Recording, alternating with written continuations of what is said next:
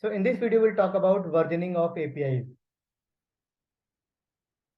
So what is versioning? So versioning is a process of keeping track of the changes that an API undergoes. The change can be change in URL, change in request or response, payload, etc.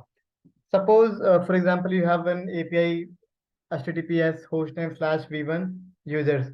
So here v1 is the version. Next version would be v2 and so on. Usually version is included in the URL. So to understand versioning better, you will have to get familiar with API lifecycle. So lifecycle management, APIs have separate lifecycle apart from backend service that they depend on. The publisher manages the lifecycle. The following stages are available in API lifecycle. First one is created. In the store, API metadata is added, but it is not deployed in the API gateway and hence is not visible to the API store. Second one is prototype.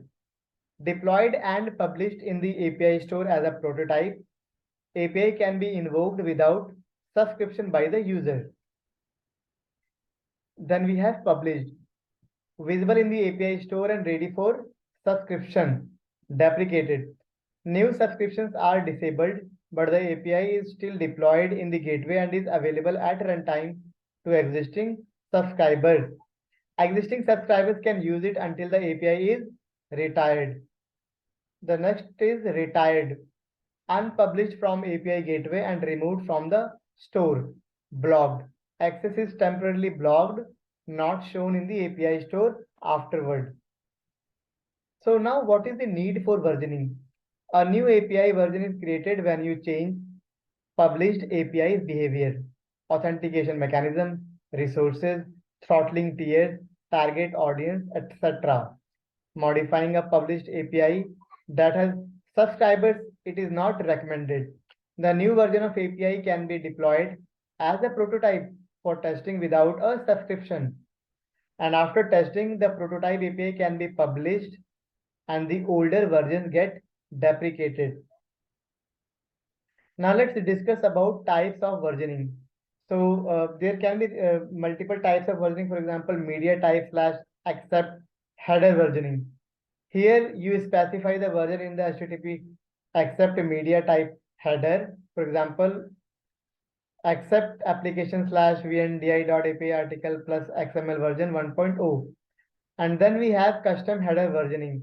Here you create a custom header for specifying the version. The third one is URI versioning.